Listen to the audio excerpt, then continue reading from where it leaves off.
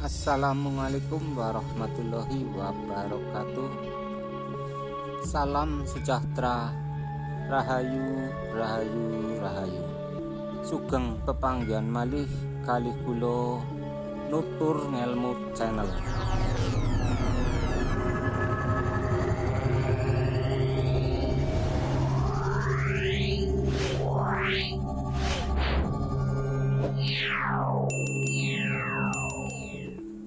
Pada kesempatan yang berbahagia ini, saya selalu mendoakan sedulur-sedulur semua semoga selalu dalam lindungan Tuhan Yang Maha Esa dan selalu diberikan kesehatan, rezeki yang lancar dan berkah barokah. Amin, amin ya robbal alamin.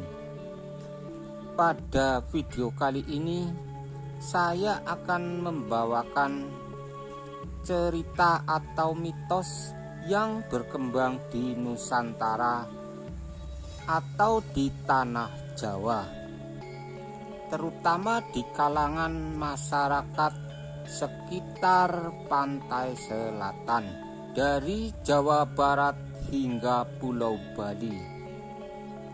Adapun cerita atau mitos yang akan saya bawakan kali ini adalah mengenai asal-usul Nyai Roro Kidul atau penguasa pantai selatan.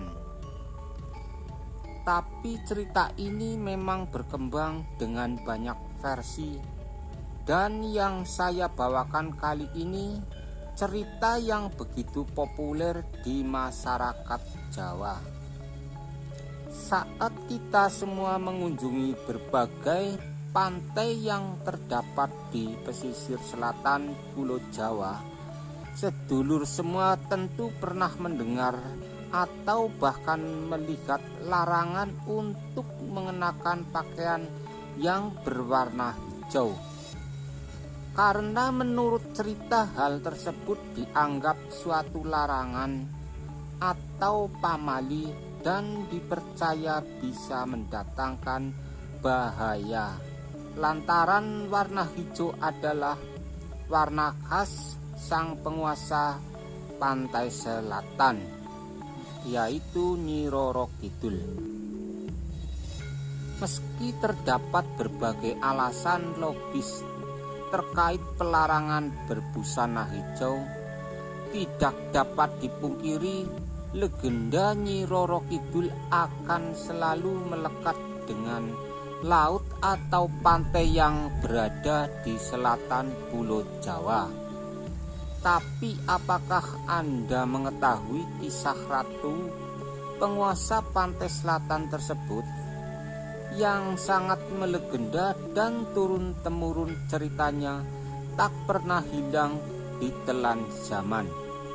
Berawal legenda Nyi Roro Kidul adalah mengisahkan seorang putri cantik yang tinggal di kerajaan Pakuan Pajajaran yang terletak di Jawa Barat. Nama dari putri tersebut adalah Putri Kandita.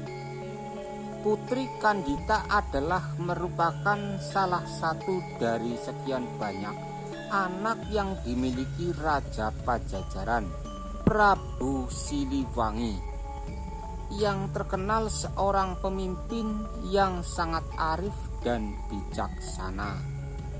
Selain memiliki paras yang amat cantik, Putri Kandita juga bijaksana dan baik hati. Oleh karena itu, Prabu Siliwangi menginginkan putrinya tersebut untuk meneruskan tampuk pimpinan dan menjadi pewaris tahta kerajaan Pajajaran kala itu. Keinginan Prabu Siliwangi tersebut langsung ditolak mentah-mentah oleh para selir serta anak-anaknya yang lain. Pada suatu hari, mereka semua segera berkumpul dan menyusun rencana jahat.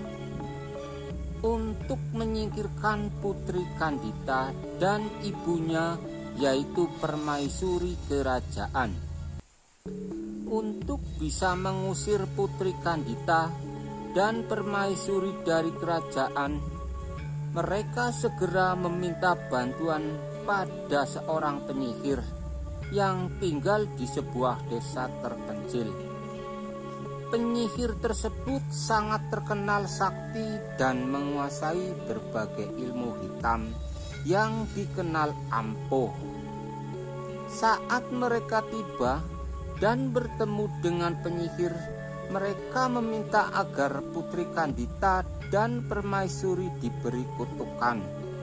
Sang penyihir segera beraksi, dirinya menyihir Putri Kandita dan ibunya agar menderita penyakit kusta. Pada suatu hari Putri Kandita dan Permaisuri sangat terkejut sebab mereka bangun dari tidur dan tiba-tiba diberi penyakit dengan kulit yang penuh borok dan berbau tidak sedap. Mengetahui hal tersebut, Prabu Siliwangi segera memanggil tabib istana untuk menyembuhkan putrinya dan permaisurinya. Setelah mencoba berbagai cara dan ramuan, sang tabib pun akhirnya menyerah dan menyatakan tidak mampu menyembuhkan mereka berdua. Semakin hari, penyakit yang mereka derita kian menjadi. Tubuh permaisuri yang sudah tua ternyata tidak sanggup melawan kutukan tersebut. Tidak lama setelah dikutuk, permaisuri menghembuskan nafasnya yang terakhir. Di lain sisi, Putri Kandita masih bisa bertahan dengan penyakitnya tersebut. Prabu Siliwangi yang sangat terpukul setelah ditinggal sang istri, dirinya juga terus larut dalam kesedihan. Lantaran penyakit Putri Kandita juga tidak kunjung sembuh dan sangat sulit diobati. Apalagi Putri Kandita adalah calon pewaris tahta kerajaan Pakuan Pajajaran, yang membuat Prabu Siliwangi makin terpukul. Para selir dan anak-anaknya kemudian melanjutkan rencana jahat mereka. Suatu hari mereka mendatangi raja dan menghasutnya untuk mengusir Putri Kandita dari kerajaan atau keraton. Meski sempat menolak, Prabu Siliwangi yang khawatir anggota kerajaan lain dapat tertular penyakit itu, akhirnya menyetujui usulan dari mereka tersebut. Satu hal yang tidak diketahui Prabu Siliwangi dan para selir bahwa anak-anaknya saat itu adalah Putri Kandita mendengar seluruh percakapan mereka. Dengan sakit hati yang amat mendalam, Putri Kandita kabur dari kerajaan. Ia keluar dari istana dan berlari tanpa henti serta tanpa tujuan. Ia hanya ingin jauh dari kerajaan Pakuan Pajajaran. Berhari-hari ia berjalan tanpa arah hingga suatu hari ia sampai di pesisir pantai selatan Pulau Jawa. Pesisir pantai itu memiliki banyak batu karang dan ombak besar. Karena rasa lelah yang begitu hebat, Putri Kandita beristirahat dan memejamkan matanya di salah satu batu karang.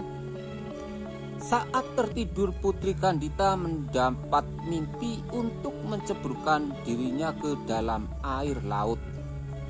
Dengan menceburkan diri, ia dapat sembuh dari penyakit kusta. Saat ia bangun dari tidur, Putri Kandita merasa kebingungan sebab tidak ada seorang pun yang terlihat di tempat tersebut. Oleh karena itu, dirinya yakin mimpi dan suara tersebut adalah sebuah wangsit yang harus ia laksanakan. Tanpa berpikir panjang, Putri Kandita segera menceburkan dirinya ke dalam air laut. Saat tubuhnya menyentuh air, borok yang terdapat di tubuh Putri Kandita perlahan menghilang dan akhirnya kulitnya kembali mulus. Karena dalam pikiran Putri Kandita merasa telah dikhianati oleh kerajaannya, Putri Kandita memilih untuk tidak kembali ke kerajaan Pakuan Pajajaran, dan ia memilih untuk menetap di pesisir pantai selatan itu dan tinggal bersama penduduk sekitar pantai tersebut. Karena kecantikannya yang dimiliki, Putri Kandita menjadi kian tersohor. Pangeran dari berbagai kerajaan kemudian berdatangan dengan niat melamar Putri Kandita. Karena Putri Kandita tidak tertarik, kemudian memberi syarat yang sangat sulit, yaitu mengadu kesaktian di atas gelombang laut pantai selatan. Kesaktian Putri Kandita seakan tidak tertandingi. Tidak ada satu orang pun yang berhasil mengalahkan dirinya, dan sebagian dari mereka yang kalah kemudian menjadi pengikut dan pengawal setia Putri Kandita. Semenjak saat itu dirinya dikenal sebagai Ratu Penguasa Laut Selatan Pulau Jawa, yang terkenal dengan nama Nyi Roro Kidul. Demikianlah ulasan pembahasan tentang asal-usul Nyi Roro Kidul. Terlepas dari benar dan salahnya cerita ini, kembali pada diri Anda dalam menyikapinya isi video ini. Terima kasih sudah menyempatkan diri untuk menonton video ini. Dan jangan lupa untuk like, komen, dan subscribe channel ini, biar channel ini dapat berkembang dan memberikan video-video berikutnya. Sekian dulu. Wassalamualaikum warahmatullahi wabarakatuh. Rahayu, rahayu, rahayu.